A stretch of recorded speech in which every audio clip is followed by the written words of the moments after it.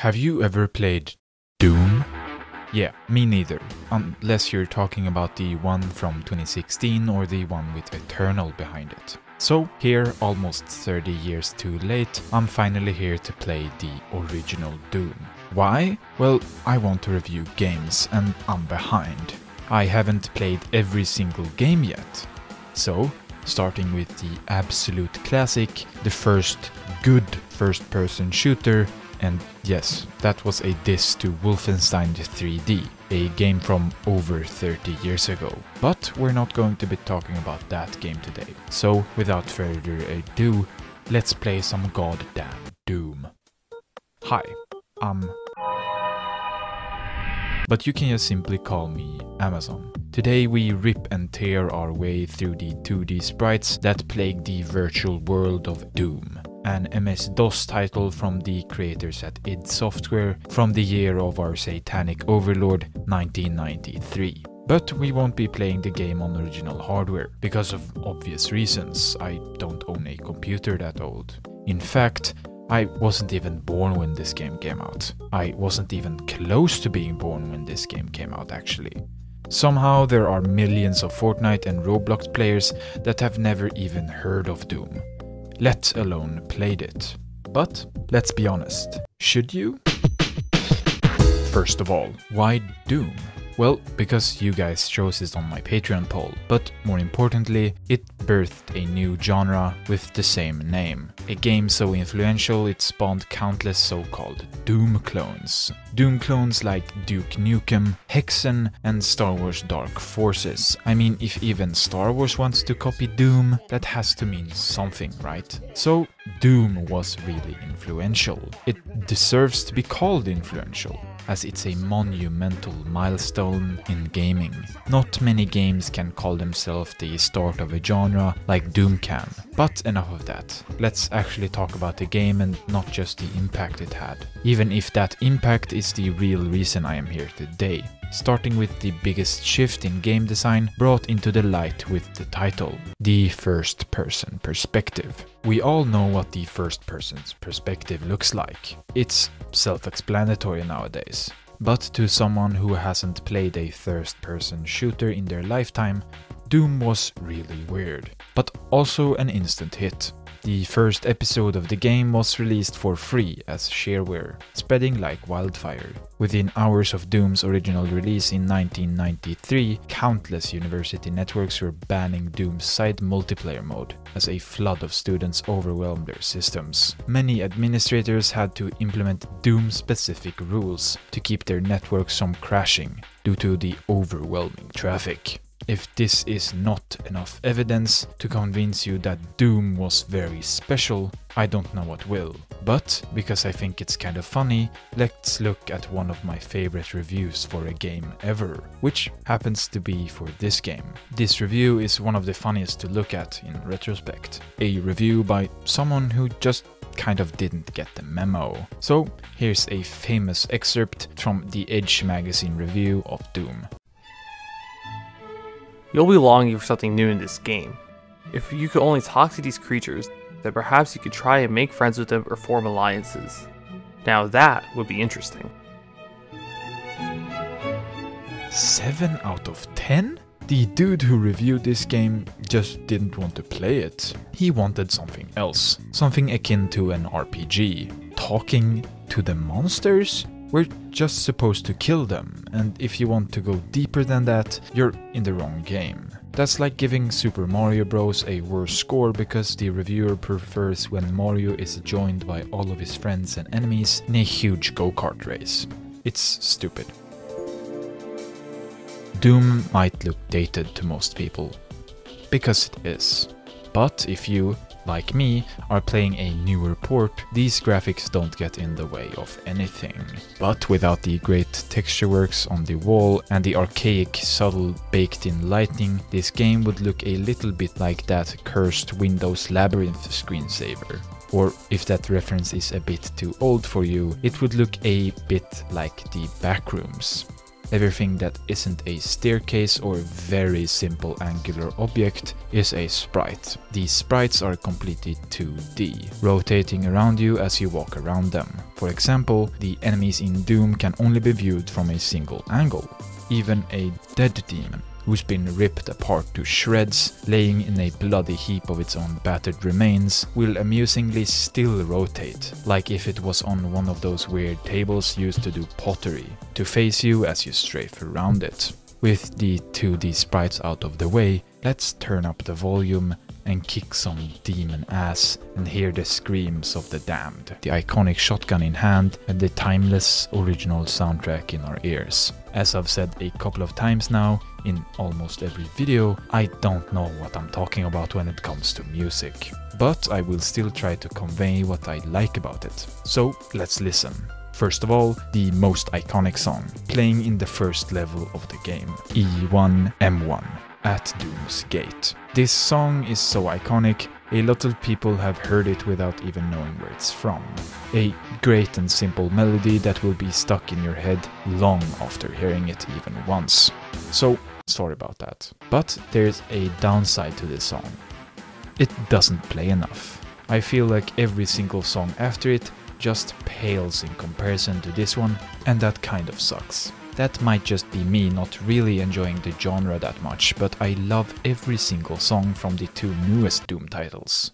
The sounds accompanying these hard-ass beats are almost just as iconic. The shotgun and the sound of dying demons are outdated, but they somehow nicely hammer at your eardrum, creating a sound that is just amazing.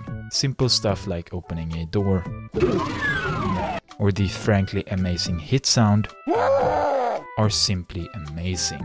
But let's open our eyes again and look at the level design instead.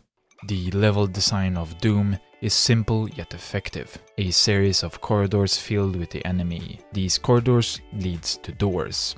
These doors sometimes have colors assigned to them, which means they can only be opened with the right keycard. That is the simplest way to explain the entirety of the level design in the game. But it's often deeper than that. Not that much deeper, but a series of corridors sounds a bit harsh. For the most part, each level is a thoughtful and huge network of rooms and hallways. It would be easy to get lost if you weren't provided with a map. A feature I did not know existed for a very long time. They're so vast, I would get stuck for extended periods of time, usually knocking about cluelessly until I figured out that I had repeatedly ran past a switch on the wall or missed a door. Pressing it or opening the door would reveal the way forward. Within these corridors there are dozens of well-hidden secret rooms, usually containing ammo, health and the occasional firearm or power-up. In the words of the map designer for the game, Doom is nothing more than the computer equivalent of Whack-A-Mole. It's an apt description for Doom's first-person gunplay to say the least. There is no tactical forethought or stealth infiltration of enemy spaces at all. Just like Whack-A-Mole, it's all about fast reflexes and vicious murder. You don't have time to talk to these creatures. They want to kill you as much as you have to kill them. Except the difference is that you're the effing Doom guy, and they're just mindless demons with a death wish. There is no easy way to explain something so seemingly simple as a first-person shooter without going on for hours. So I won't. But if you've ever played Doom, you know that you can't look up. This is really hard to get a company to, but once you do, you'll realize it doesn't really get in the way at all. Kind of makes the game better in some ways. Don't worry, it's still better to be able to look up, but with one less motion of movement with the mouse, it's easier to hit. Like a weird version of aim assist. Enough of that. Let's just look at some of the systems in the game instead of getting stuck on its perspective. Starting with the movement. The movement in Doom is simple yet effective. There is no jump button, there is no crouch button, and there is no cool wall running. This serves the game in the end, making it even more simple. It's fast and precise, serving the gunplay. They have even stripped down the weapons to the point of not even having to reload them. There is a sprint button though, a button I didn't really know about. The walking speed is plenty fast, but while running you can easily dodge incoming fire from the demons. Ah, the demons. There are several of them. I won't talk about every single one, but you should know this. The enemies in Doom are so goddamn fun to fight. Even when you're outnumbered, they have no chance against you. And that feels so great, I can't put it down into writing. If I could make this video into an interpretive dance instead, that would probably be a better way to show the pure energy that this game exudes. It's exciting, fast and vicious. This gameplay, the sounds and the music all lead into an at the time futuristic game, but today Doom's gameplay is as simple as one can imagine a first-person shooter can be, at least by modern standards. It's boiled down to the extreme, but that is the reason you should play it.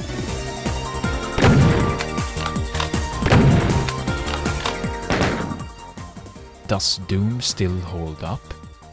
Yes, but only in a couple of categories, one of them being its gameplay.